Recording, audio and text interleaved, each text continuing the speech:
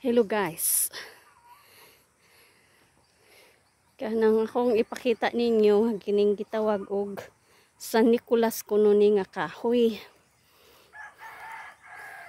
Unya kini kunong kahoy ug makahikap ka. Labi na siguro og allergyhon ka. Mangatol kuno ka ani. Tanawa ang iyang niya mamulak po ni siya puti kani ang bunga na ganin niya. Ni siya green pa ni. Yan indot siya tanawon kay mura siya kuan o tanawon color na pud siya. Na yellow, orange dayon pula, dayon ang iyahang tumoy mo itom. So pila ka process ang iyahang gikan sa pagpamulak muing ani. Dayon pagkahuman hindi siya naas ang nagana siyang bulak ko na-attract ko ba niya. Dangerous dahil ni siya. Makahikap kuno ka. Kanang kita ninyo nga naa siya naay orange.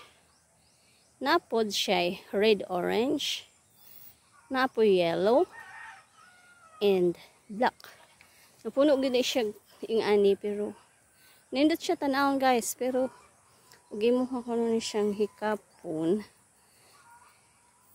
Mga tulgid kuno imong entero lawas. So dangerous ni na ani sa farm dere sa akong giarian. Daghan ni diri pero karon pa ko kakita nga ning kuan siya. Ing ani day ang iyang bulak. Nindot tan-awon lain-lain color. Attract pero beware, be aware nga ang kining kahoy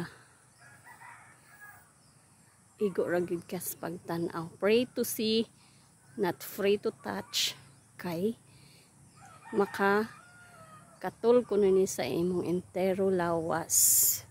So be careful kung makakita mo ani. Gitawag kuno ni siya San Nicolas. Pero why? Nangutana ko kung anong gitawag siya San Nicolas. Unsa may istorya ani nga tanong. So try to search in Google si San Nicolas, unsa history ni San Nicolas nganong ilang manggi tandi ni ining maong tanong. Okay, nindot kayo na color then black is amazing tree anyway pero dangerous. Nalukop gid siya bunga so dali ra ni mudaghan may scattered ni mudaghan na ni aning lugar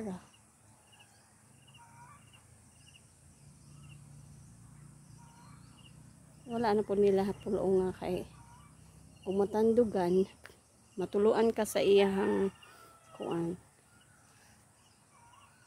labi na sa iyang taguk no